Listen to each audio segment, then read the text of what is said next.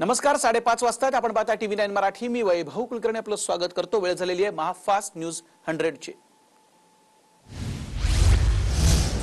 राज्यातला लॉकडाऊन वाढण्याचे संकेत विजय वडेट्टीवारांनी दिलेत. लॉकडाऊन वाढण्यासंदर्भात कॅबिनेटमधील चर्चेनंतर निर्णय घेतला जाणार असल्याचं वडेट्टीवारांनी स्पष्ट केलं. रुग्णसंख्या लॉकडाऊन नंतर मुंबई बऱ्यापैकी कंट्रोल होताना दिसते आहे, ठाण्यात पण कमी होताना दिसते आहे. परंतु विदर्भ, मराठवाडा आणि उर्वरित काही भागात संख्यामधून रोडवताना दिसत नाही. अशा स्थितीमध्ये पुन्हा लॉकडाऊन वाढवण्याचा निर्णय कॅबिनेटमध्ये चर्चा करून घेऊ. राज्यातील सध्याची स्थिती पाहून लॉकडाऊनचा निर्णय घेणार असल्याची माहिती मंत्री जयंत पाटलांनी दिली. राज्यातील ऑक्सिजन बेड आणि व्हेंटिलेटरची स्थिती पाहून निर्णय घेणार असल्याचं जयंत पाटील म्हणाले. या बुधवारी वगैरे बुधवार गुरुवार ज्यावेळी बसू त्यावेळी सगळ्यांचा आढावा, प्रत्येक जिल्ह्यातली संख्या, तिथले बेडची परिस्थिती, ऑक्सिजनचा पुरवठा याचा आढावा मंत्रिमंडळ दर आठवड्याला घेतं. ते होईल. त्यानंतर त्याच्यावर मुख्यमंत्री योग्य तो निर्णय घेतील.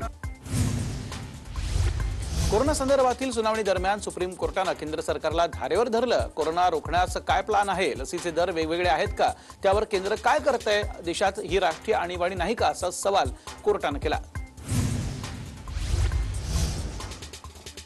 राज्यामध्ये मोफत लसीकरणाबाबत उद्या कॅबिनेट बैठकीत चर्चा करून राज्य सरकार निर्णय देईल अशी माहिती उपमुख्यमंत्री अजित पवार यांनी दिली. तर मोफत लसीकरणाच्या प्रस्तावावर त्यांनी सही केली असून मुख्यमंत्र्यांच्या निर्णयाची प्रतीक्षा असल्याचं अजित पवार म्हणाले.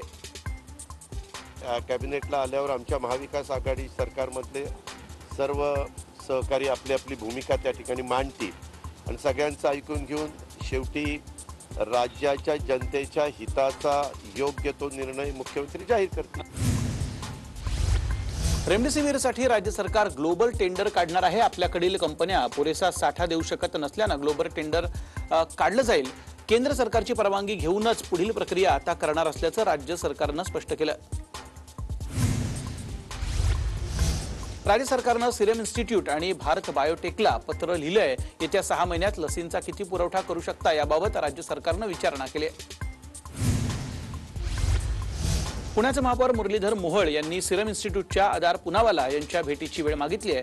मोहोळ पुनावालांकडे 10 लाख कोरोना लसींची मागणी करणार आहे. पुनावाला पुण्याला थेट लसीची विक्री करणार का हे पाहावं लागेल.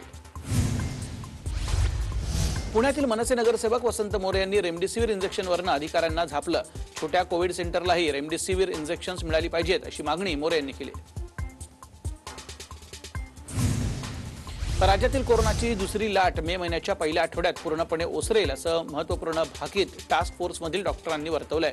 30 एप्रिलपासून राज्यातील कोरोनाची दुसरी लाट ही ओसरायला सुरुवात होईल असं टास्क फोर्समधील डॉक्टरांचं म्हणणं आहे. कोरोनाच्या नव्या स्ट्रेनमध्ये अख्खं घरच पॉझिटिव्ह होतंय, त्यामुळे घरातही मास्क घाला, तज्ज्ञांचं ऐका असं आवाहन राज्याचे उच्च आणि तंत्रशिक्षण मंत्री उदय सामंत यांनी केलं. बंदोबस्तावरती असलेल्या मुंबई पोलिसांनी फेस शिल्ड आणि डबल मास्क घालण्याचे आदेश पोलीस आयुक्त हेमंत नगराळे यांनी दिले. कोरोनाच्या वाढत्या संसर्गामुळे हा आदेश देण्यात आलाय. रेमडेसिवीरवरनं सुजय विखे यांनी हे चांगलेच आक्रमक झालेत. कारवाईला घाबरत नाही, माझ्याकडे सर्व पुरावे असल्याचं रोखठोक उत्तर सुजय विखे पाटलांनी दिलं. रेमडेसिवीरवरनं जयंत पाटलांनी सुजय विखे यांच्यावरती निशाणा साधलेला आहे. राजकारणासाठी रेमडेसिवीरचं वाटप नको, लोकप्रतिनिधी जर इंजेक्शन घेऊन बसलो तर ते चुकीचं आहे असं जयंत पाटील म्हणाले. सुजय विखे पाटलांनी रेमडेसिवीर इंजेक्शनचा साठा कसा कुठून आणला आणि अशी इंजेक्शन्स कशी दिली जातात असा सवाल मंत्री छगन भुजबळ यांनी केला. 18 ते 44 वर्ष वयोगटातील नागरिकांच्या लसीकरणासाठी 5,70,00,000 डोसची गरज आहे अशी माहिती राजेश टोपे यांनी दिली. मात्र लसींच्या तुटवड्यामुळे 18 वर्षांपुढील नागरिकांच्या लसीकरणावर प्रश्नचिन्ह उभं राहिले. सर्वच राज्यांमध्ये 1 मेला लगेच सुरू होईल हा अजून माझ्या समोर प्रश्नचिन्ह यासाठी वाटतो की अवेलेबिलिटीचा मोठा प्रश्न. राज्यात 1.5 कोटी नागरिकांचं लसीकरण पूर्ण झालेलं आहे. सर्वांचं लसीकरण करायचं असेल तर लसीच्या किमती कमी होणं गरजेचं असल्याचं मत राजेश टोपे यांनी व्यक्त केलं. लसीकरणावरती भर देणं काळाची गरज आहे. कोरोनावरती लस हाच रामबाण उपाय असल्याचं आता राजेश टोपे यांनी म्हटलेलं आहे.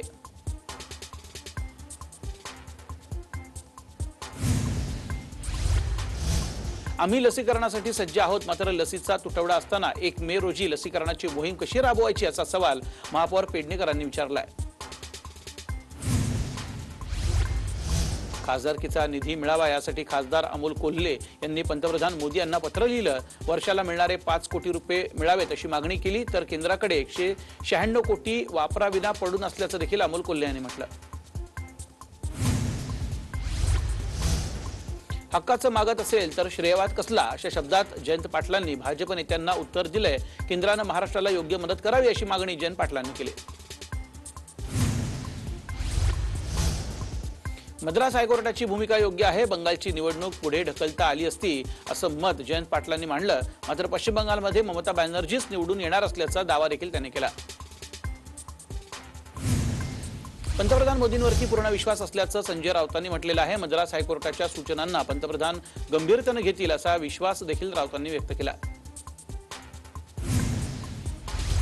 राजकारण्यांमुळेच कोरोना काळात गर्दी झाली. लोकांचे जीव महत्वाचे की निवडणुका महत्वाच्या, असा मुद्दा संजय राऊतांनी उपस्थित केला. आंतरराष्ट्रीय स्तरावरती भारताचा अपमान होत असेल तर सर्वांनी मतभेद विसरून पंतप्रधानांच्या पाठीशी उभं राहिलं पाहिजे.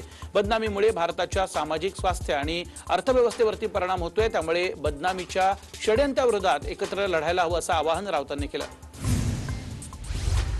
निवडणूक निकालानंतर विजयी मिरवणूक काढण्यावरती निवडणूक आयोगानं बंदी घातली. मद्रास हायकोर्टानं फटकारल्यानंतर निवडणूक आयोगानं हा निर्णय घेतलेला आहे. पश्चिम बंगाल, तामिळनाडू आणि केरळमधील विधानसभा निवडणुकीचा निकाल 2 मे रोजी लागतोय.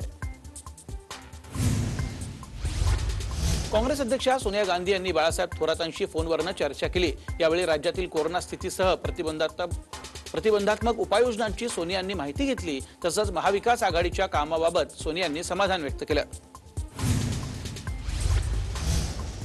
मोदी सरकारला समजायला हवं हे युद्ध राजकीय नाही तर कोरोनाशी आहे, अशा शब्दात राहुल गांधींनी मोदींवर हल्लाबोल केलाय. कोरोना काळातल्या नियोजनावरनं राहुल गांधींनी मोदी सरकारला लक्ष केलं.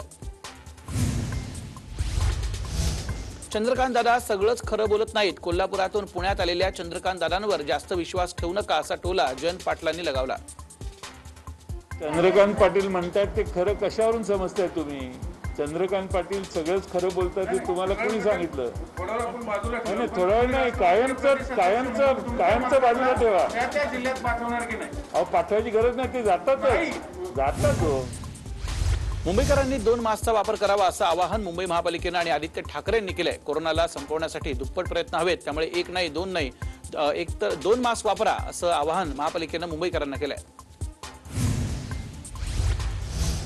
मास्क घालणं अनिवार्य असून घरी मास्क घालण्याचीही तरतूद चांगली आहे असे राज्याचे टास्क फोर्सचे सदस्य डॉक्टर राहुल पंडित यांनी म्हटलंय. तसंच महिलांना मासिक पाळीत लस घेता येणार असल्याचं पंडित यांनी स्पष्ट केलं. बीडमधील अंबाजोगाईत अंत्यसंस्काराला नेताना एकाच रुग्णवाहिकेत 22 कोरोनाबाधितांचे मृतदेह कोंबल्याचा धक्कादायक प्रकार उघडकीस आलाय. या प्रकरणी जिल्हाधिकाऱ्यांनी चौकशी करून तात्काळ अहवाल सादर करण्याचे आदेश दिले. बीडमधील घटनेवरती भाजप नेत्या पंकजा मुंडे यांनी संतप्त अशी प्रतिक्रिया व्यक्त केली. ही घटना भयानक असून मुख्यमंत्री शरद पवार आणि अजित पवार यांनी जातीनं लक्ष घालावं अशी मागणी पंकजा मुंडे यांनी केली. आज बीड जिल्ह्यामध्ये जे चाललंय, माझी हात जोडून विनंती आहे मुख्यमंत्री महोदयांना, आदरणीय शरद पवार साहेबांना, अजित पवारांना मी विनंती करते की आपण कृपया बीड जिल्ह्याकडे जातीने या गोष्टीमध्ये लक्ष द्यावं. गोंदियातील सहयोग हॉस्पिटलमध्ये कोरोनानं मृत्यू झालेल्या रुग्णांची माहिती प्रशासनाला न देताच अंत्यसंस्कार केल्याची घटना घडली आहे. मृतकांच्या नातेवाईकांकडून अंत्यसंस्काराच्या नावावर 30 ते 40 हजार रुपये घेतल्याचा देखील धक्कादायक प्रकार समोर आलाय. रुग्णांच्या मृत्यूनंतर शववाहिका मिळण्यापासून ते अंत्यविधीसाठी स्मशानभूमी मिळेपर्यंत नागरिकांचे प्रचंड हाल होत आहेत. ही समस्या दूर करण्यासाठी पुणे महापालिकेनं खास कोविड शववाहिनी हे ॲप तयार केलंय. राज्यात लसीकरण मोहिमेला सुरुवात झाल्यापासून आतापर्यंत 1.5 कोटी नागरिकांचं लसीकरण पूर्ण झालेलं आहे अशी माहिती मुख्यमंत्री कार्यालयाकडून देण्यात आली. 18 वर्षांवरील नागरिकांच्या लसीकरणाला सुरुवात झाल्यास लसींचा साठा कमी पडू शकतो. तसंच केंद्रावर मोठी गर्दी होऊन कोरोना प्रादुर्भाव पुन्हा वाढू शकतो अशी भीती इक्बाल चहल यांनी व्यक्त केली. सांताक्रूजमध्ये लसीकरणासाठी VN देसाई म्युनिसिपल हॉस्पिटल येथे नागरिकांनी सकाळपासूनच गर्दी केली. दरम्यान तेथे कोणत्याही नियमांचं पालन केलं जात नसून लोकांनी मोठमोठ्या रांगा लावल्या होत्या. वसई विरार परिसरात लसीकरण केंद्रावर नागरिकांनी मोठ्या रांगा लावल्या। यावेळी नागरिकांनी प्रचंड गर्दी केली असून कोरोनाच्या नियमांची पायमल्ली केली। सिंधुदुर्ग जिल्ह्यात आतापर्यंत 82,945 लोकांनी कोरोना प्रतिबंधात्मक लसीचा पहिला डोस घेतलाय, तर 16,431 जणांनी दुसरा डोस घेतलेला आहे। जिल्ह्यात आणखी 10,000 डोस प्राप्त झाले असून आणखी 1.5 लाख लसीची मागणी करण्यात आली आहे। आज सलग दुसऱ्या दिवशी कोल्हापूर जिल्ह्यातील लसीकरण केंद्राबाहेर ज्येष्ठ नागरिकांच्या रांगा लागल्याचं दिसून आलं। अगदी पहाटेपासून लोक लसीकरणासाठी नंबर लावून उभे आहेत। शहराबरोबरच ग्रामीण भागातील लसीकरण केंद्रांवर देखील लांबच्या लांब रांगा लागल्यात। सोलापुरात लस उपलब्ध नसल्यानं ज्येष्ठ नागरिकांनी संताप व्यक्त केला। लसीचा साठा शिल्लक नसल्याची पूर्वकल्पना न दिल्याचा आरोप इथल्या नागरिकांनी केलाय। यावेळी पालिकेच्या वैद्यकीय अधिकाऱ्यांबरोबर नागरिकांनी बाचाबाची केली। अंबरनाथ शहरात कोरोना लसीकरणाचं दुसरं केंद्र अखेर सुरू झालेलं आहे, तर या दुसऱ्या केंद्रावरती फक्त दुसरा डोस दिला जाणार आहे, अशी माहिती अंबरनाथ पालिकेच्या मुख्याधिकाऱ्यांनी दिली।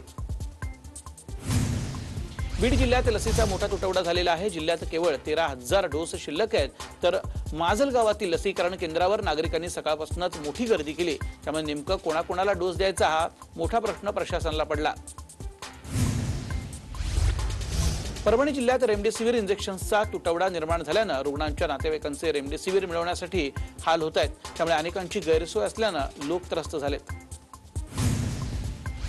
दहिसर जम्बो कोविड सेंटरच्या बाहेर लसीकरणास येणाऱ्या नागरिकांना पाणी वितरणासाठी शेड बनवण्याची मागणी आता केली जाते। कडक उन्हात उभं राहावं लागत असल्यानं नागरिक मागणी करतायत।